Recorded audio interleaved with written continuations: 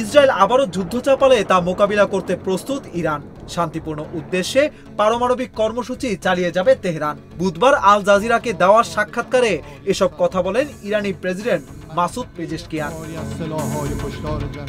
Tehran তেল আবিবের যুদ্ধবিরতি টেকসই হবে বলেই মনে করছেন ইরানি প্রেসিডেন্ট।